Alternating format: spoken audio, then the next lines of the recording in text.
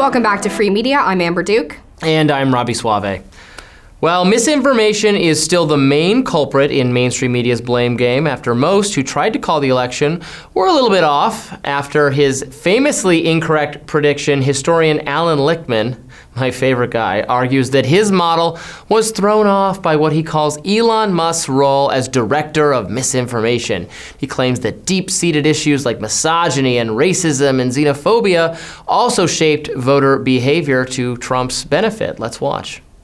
And the keys, because the keys depend upon a rational, pragmatic electorate deciding based on governance whether the incumbent party should get 4 more years.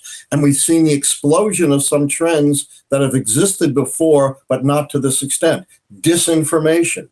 You know, Elon Musk is, I don't know how many hundreds of billions he has. He has been the director of misinformation. 2 billion views of his spreading of disinformation, not just about the economy, but about immigrants, about minorities. We've never seen disinformation at this scale. Next, we have never seen to this scale the agitation of 3 trends that have been very deeply embedded in American history: misogyny, racism, and xenophobia. You know, the first anti-immigrant law was 1798, and Donald Trump wants to revive. This as mainstream media grows weary of President-elect Donald Trump's seemingly close relationship to the so-called director of misinformation.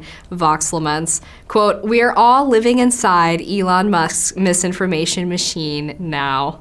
The article continues, Elon Musk spent Election Day on X praising men, amplifying anti-immigrant conspiracies, and accusing Democrats of voter fraud. It was all pretty on brand for the billionaire who has become one of Donald Trump's biggest supporters and a one-man misinformation machine.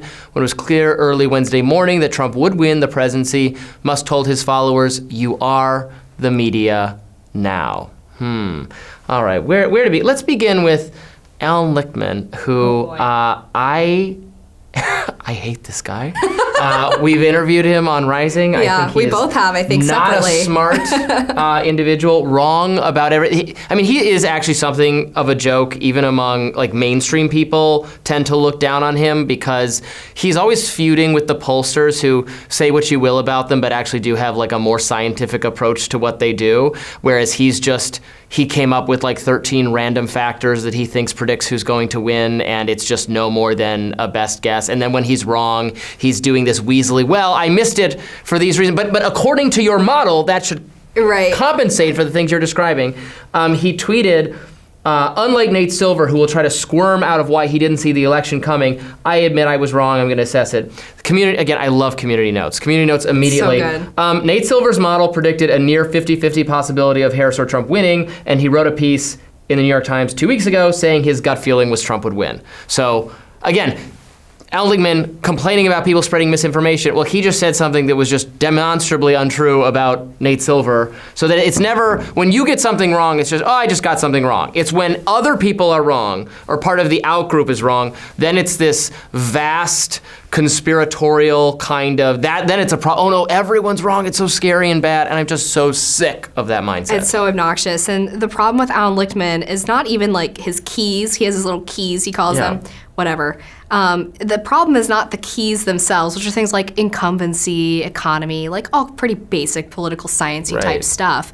But it's the fact that he is biased in how he interprets the keys. Like, he thinks the economy is good right now, so naturally the economy key is going to swing in favor of Biden-Harris in his calculations, even though most Americans agree that the economy is actually really crappy. So, I mean, that's the problem, is that he's a biased actor, analyzing. Yeah, isn't one of them being, I could be, it's like being a wartime leader or something. Yeah, it's like during a tragedy, it's supposed to be a benefit. Well, maybe that was true 20 years ago, but now the American people seem to punish their leaders Trump on both sides. Trump during the pandemic, and now Biden, given what's going on with Russia and what's going on in the Middle East, it's not a incumbency. In fact, it no longer seems to be much of an advantage. It might be a disadvantage. Yeah, not if your administration has one of the worst, popularity approval ratings in history, then that's not an advantage. So yeah, it's a fundamentally flawed system.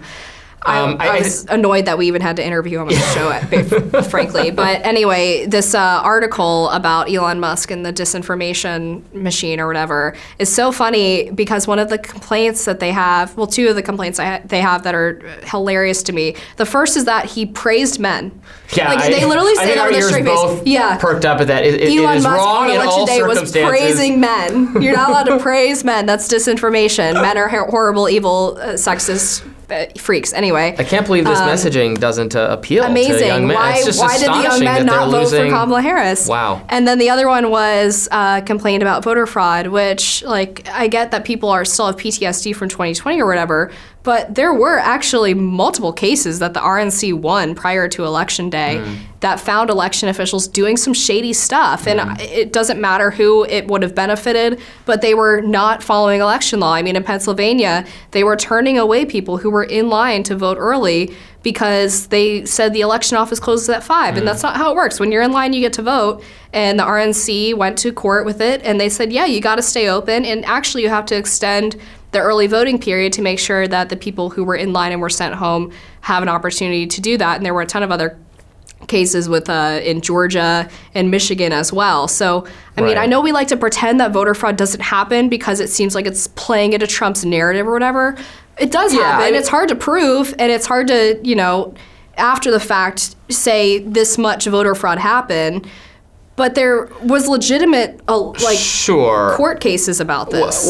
Yes. I mean, what I would criticize some conservatives for leaning into is that widespread voter fraud is the sole explanation for why someone like Trump was going to lose when they were not able to demonstrate system-wide. Again, of course, people vote fraud. I got mailed 2 ballots by mistake, right? Well, there's no reason it doesn't happen. But that's exactly my point. But it became a cope for the right to say, oh, we were did so well, and then they cheated. And we're like, I mean, everyone who loses always says that, which is why I don't get particularly exercised about it. I mean, right now, in the last couple days, we've been watching Blue Anon type people say, where did those 20 million votes for Biden go? Where did they go? But they're still counting the votes in California. Like, that number keeps shrinking every day as they actually count more of the votes. And it's just like, she just didn't get as many votes as him. She's not as good a candidate as he was in 2020. Maybe she was a better candidate than he was going to be in 2024, but that's how it goes. So there's just always a knee-jerk, I lost because it's illegitimate. I think it's just kind of sore losery when it happens on either side, frankly. Yeah, and I guess my point is that because the 2020 stuff was really I guess, catastrophized to an extent. It has made the media reluctant to admit that any voter fraud ever is real. And anytime someone even says the words, they're like, nope, red alarm, run away, not real. Not when anyone says it. Well, I mean, when Stacey Abrams says it. Oh, yeah, well, then it's all fine. Who gets to complain about this is very, very telling. We'll be back with more free media right after this.